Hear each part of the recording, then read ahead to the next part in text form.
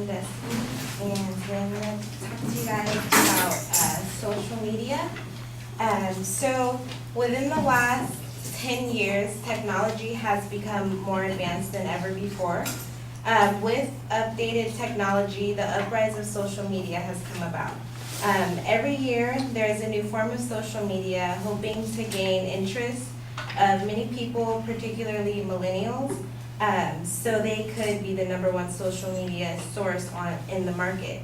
A few of the most successful social media outlets that came about within the last 10 years, I'm sure everyone in this room has one of them. There's Twitter, Facebook, Instagram, recently Snapchat, YouTube, all of those things.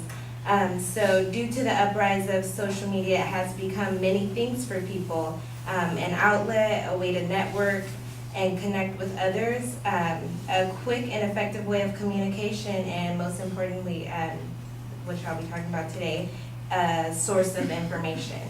So many people receive information from social media rather than a news channel and the daily newspaper today.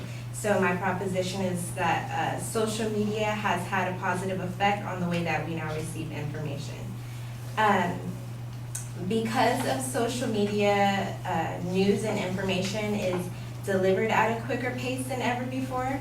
And according to the Global Social Media Research Summary, in 2018, the number of social media users worldwide is 3.196 billion and growing. Social media is a primary source for many people because of the convenience of receiving that information. And with social media, information is delivered like in the matter of one click. So it also allows information to reach a wider audience, and it spreads quicker and on a grander scale, and will reach out to people that may have missed that information if social media wasn't an option. Also, some researchers and scholars deem Twitter to be one of the most informative resources available with regard to what's going on locally, nationally, and globally in modern day culture. Another thing is that with social media, many different forms of information are relayed to people, whether it be medical information, information on a business, or even personal information. Social media has given us the ability to retain all different sorts of information. For instance, social media will inform us quickly about a current tragedy, and it'll also give us the ability to know what to do in that situation. Also, it gives information on political issues and current news, and it's also used to receive information about businesses. Majority of the time when someone wants to know something about a business, they'll look up to see if that business has a social media account. And there's also Yelp. So Yelp is kind of like an outlet to see the ratings and comments on a business, so that way you can decide if you want to spend your money there or go to that business. Social media also provides medical information as well. It allows a person to have access to medical information that they may not be able to receive due to not having medical insurance or being able to receive medical care, for instance, WebMD. So now really all you would have to do is input your symptoms, and then you can kind of get a diagnosis. Social media at times may not be the most credible source of information. While it may be true that there are some credibility issues when the information is received via social media, my overall position does not change, because although there may be credibility issues, social media does provide a platform to see proof through things like videos. Social media allows a person to view multiple sides of the information being retained instead of just one side. Whether it be social media, a news channel, or even referring to receiving information from news channels or like the daily newspaper, there will always be questions around the credibility of the information being given and received. And with social media, at least we have a way to see if it's credible. There's a way for it to be proven credible.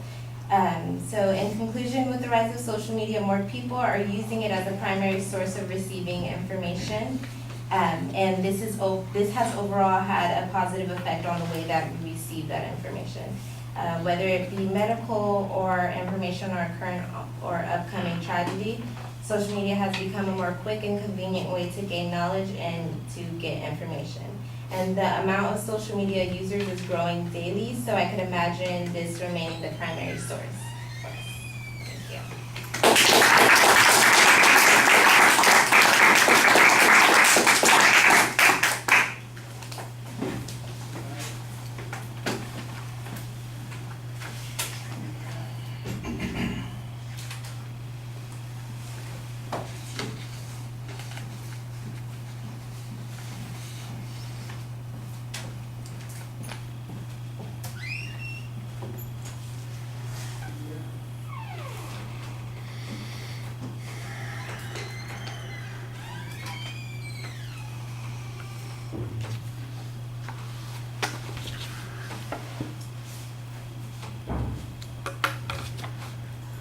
All right, Destiny, let me start with the things that are a little bit problematic. That's the stuff that would be easiest to fix. Unfortunately, it's a big chunk of the speech, and that's the organization of the presentation. There's not really a preview of what the supporting material is going to be. I just know what the general proposition is. The proposition is clear. That part's good. But how you're going to support that point is not very clear, and sometimes it sounds repetitive as you're going through it. I heard 3 or 4 different references to the number of people that are using social media. 2 or 3 different times I heard you referring to potential benefits of the social media. It's a lot easier for people to process information if it's structured and held together in a particular way. Plus, it's clear what inference you want us to draw. The fact that a lot of people use WebMD, for instance, doesn't demonstrate that they're using it in a good way or that there's any real benefit from that sort of thing. The fact that a lot of people know about something faster, is that better than them knowing about what is accurate?